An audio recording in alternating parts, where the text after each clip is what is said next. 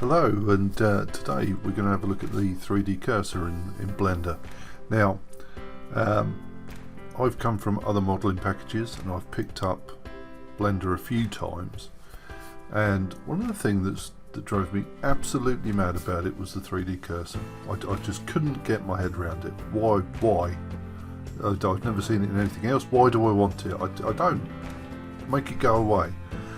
But, you know, I tried to get around it, I tried to do things, but then things started creating in weird places, and I couldn't get it back again. I didn't know what it was doing. But in the current versions of Blender, 2.8 onwards I believe, they've somewhat tamed it. And now I get it. Now I understand why it's there. It's just previously it seemed so wild that I couldn't get around it. So what we're going to do is have a look at the 3D cursor, how to control the thing, and some things we can do with it. So if that's what you want to know, watch on.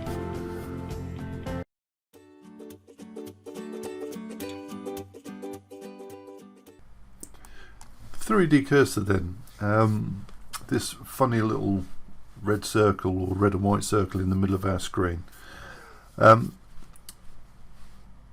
Why do we want it? Well, the purpose of it in this particular instance is to provide where something will happen. So at the moment in this default, I've just started a default general scene. Whatever I create will create at that point, and that's how Blender works. So if I just hide this out for a moment, whatever I do, whatever I add in, if I add a cube, I don't know why I added a cube. If I add a sphere, if I add a plane, they will all create at that center point. And a lot of the time that's what you want, but sometimes you don't.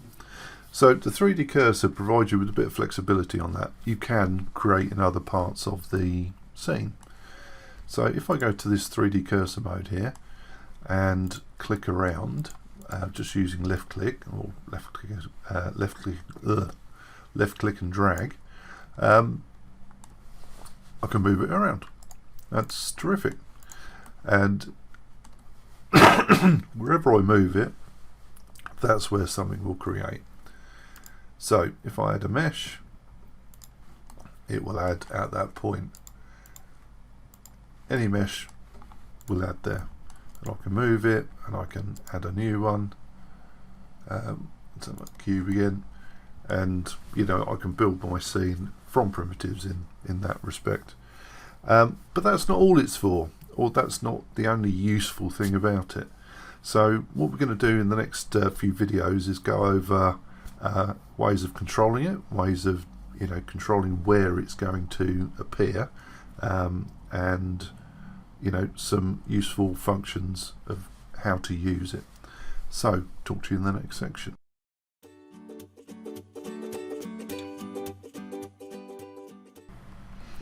Okay, so we want a bit of control over our 3D cursor. So I'm just going to click over there to move it around, and then we'll use Shift and S. Now Shift and S will bring up this lovely little pie menu, which gives you all sorts of options to snap your cursor or move your cursor. So if I go to grid, it's going to attempt to snap to nearest kind of grid point. If I use to world origin, it's going to go back to the center. It's probably the one I use most. Whoops. I can go, whoops, where am I? To selected, and we can also move some of our selections to our cursor, which we'll get to as we go. And that's all very well, and is great for resetting your cursor, but what I want to look at here is a bit of snapping. So up here we have this little magnet icon, which I'm going to click, and with that turned on, it's going to snap. Increment doesn't seem to do an awful lot to me, so generally more useful here is vertex. So if I click on my object and just move my cursor around, if there's any vertices in the within a certain tolerance, it will snap to it. And you can see that as if you click on my face here and just slide. As soon as you get to a corner which has a vertex on it, of course, it will snap to it, and that's extremely handy. So now it gives me some real precision on this model. Say I want to add another piece to it, say another cube, but just offset, centered on that point, I can do it. So let's do it. Add mesh, cube, and there we have our new piece. And I can click on that, snap to it, and keep going for as long as I want. There we go. So if I then have a look at my other options here, I've got to edge, so I can snap to an edge and then it will stick to that edge like glue unless I move it too far away. We also have face, so whichever face I happen to be pointing at, it's going to snap to it.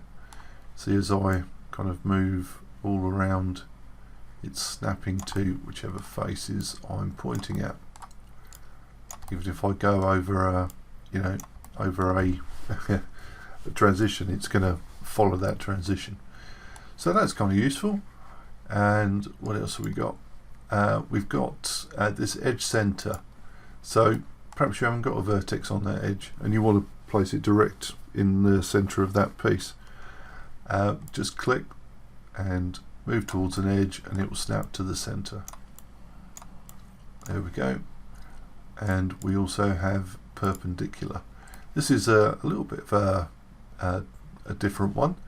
So wherever I click initially, if I go point to an edge, you'll see it kind of snaps. Yeah, I'm not entirely sure about it. Yeah, I can't claim to be a full expert on the 3D cursor, but I'm sure it's useful in some respects. Anybody finds a use for that, let me know, because I like to learn as well. Okay, so that's that. So we've got a 3D cursor, we control it, we can reset it, we can place it in space.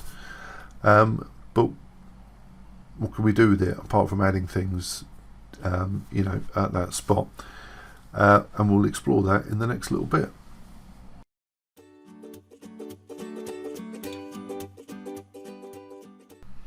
Okay, so I've reset to the general setting again, the general scene, and we're going to have a look at what we can do. So I've got a box, perhaps I want to open it, perhaps I want a lid, perhaps I want it to hinge from one side, and let's just go to edit mode. With the tab key, I'm going to select the top polygon, there we go, and press the Y key to detach it. So now I can move it around and it doesn't drag anything with it, which is perfect. But if I want to rotate it, I'm kind of stuck with the gizmo. It's rotating, but it's rotating around its median, its center, and we need to change that. So what we could do is use the 3D cursor, but now it's rotating around the 3D cursor, and the 3D cursor is miles away. And for orientation, we could take the 3D cursor as well, and it's still not doing it because I need to move it. So if I go into my 3D cursor mode, turn snapping on, I'm going to go to edges and just need a couple of options there. I want to align rotation to the target and add rotate to the effect. So if I then snap to my edge here,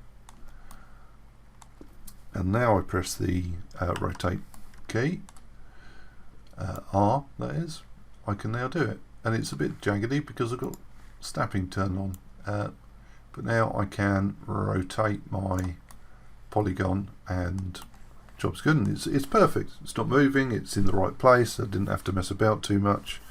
All I do have to remember is to put these back in if I don't want them to be